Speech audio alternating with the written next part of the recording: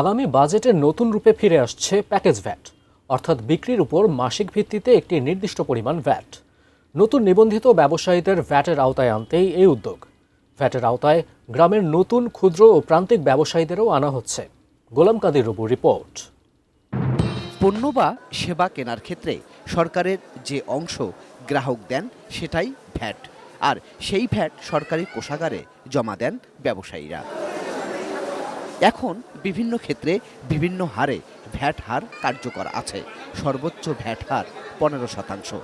ফলে ভ্যাটের এই জটিল হিসাব অনেক নতুন ক্ষুদ্র ও প্রান্তিক ব্যবসায়ীদের পক্ষে রাখা সম্ভব হয় না।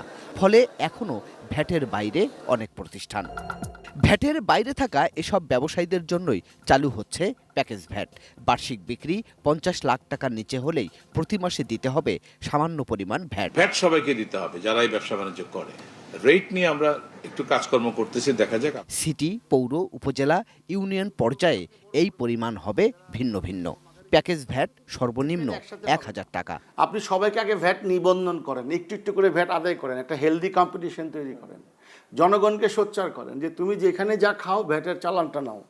এবং ভ্যাট আমি যদি পুরা দিতে যাই সেখানেই প্রবলেমটা, মূলটা ফোকাস করতে চাই। আমি যদি ভ্যাট পুরা আদায় করে পুরা দিই, এটার সাথে যে ট্যাক্সেশন আসবে সেটা অনেক জটিল। সেই ট্যাক্স যদি আমি দিতে যাই তাহলে আমাকে ঘরবাড়ি বিক্রি করতে হবে। এটা বহুবার বলে আসছি।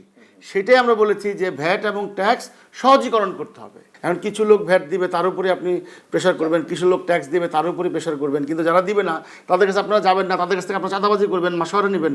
এটা তো হতে পারে না। বর্তমানে দেশে ভ্যাট নিবন্ধিত ব্যবসা প্রতিষ্ঠান প্রায় 8 লাখ হলেও ভ্যাট দেন 5 লাখের মতো। ব্যবসায়ীরা বলছেন ভোগান্তি হয়রানি দূর হলে এটা আরও বাড়বে।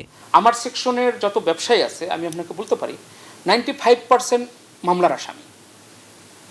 তারা কি এই মামলায় কোর্টে দৌড়দৌড়ি করবে না ব্যবসা করবে? প্রত্যেকজনের ধরেন চোর সাব্যস্ত হয়ে বসে আছে।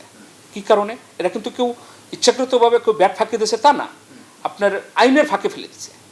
এই আইনগুলোকে যদি সহজীকরণ করে এবং এটাকে নিয়ে যদি অ্যাওয়ার্ড তৈরি করে এই যারা ব্যবসায়ী আছে, আই থিঙ্ক অনেকেই এটা নিয়ে সচেতন হবে এবং যখন ওই যে বললাম অটোমেশন যখন করবে তখন সব কিছু সহজ হয়ে যাবে। আগামী বাজেটে সরকারের ভ্যাট আদায়ের লক্ষ্যমাত্রা প্রায় 3 লাখ কোটি টাকা। এই ভ্যাট আর এই ট্যাক্সের কারণে অনেক মানুষ আছে যারা উদ্যোক্তা হতে চায় না। আজকে আমরা উদ্যোক্তা হয়ে মনে হচ্ছে এই দেশে অনেক ভুল করছি। গোলাম কাদির রুবু, এটিএন নিউজ, ঢাকা।